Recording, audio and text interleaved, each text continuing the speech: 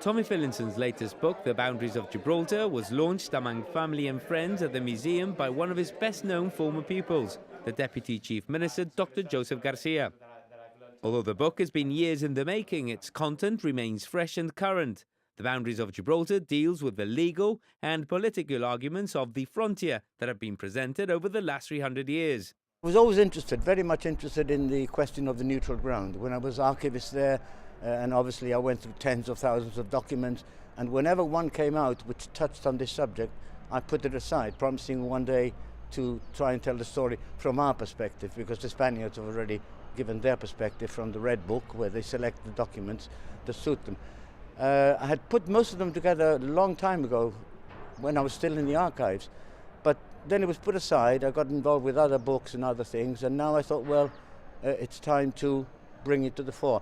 Over the decades, Tommy has amassed documents, facts and information which have allowed him to write a number of books looking into moments or aspects of our history and our people. Big gap. My first book was the evacuation one in 1990. Then I did the stories from the Rock in 1996. And then I didn't do anything more until 2011, so there's a big gap there. I think I've run my course now. My wife, I've got a lot of material. In fact, my last book finished with the opening of the frontier, and I've already got some chapters done on the post period. But whether I'll ever finish it or not, we'll see. And although he says he's unsure as to whether he'll produce a next book, that remains to be seen.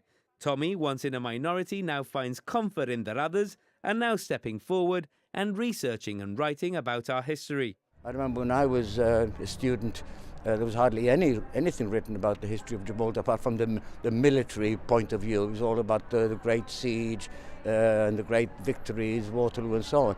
I think in the last 20 years or so there have been more authors, but as I say, we want the young generation now to take it on, because we're not getting any younger.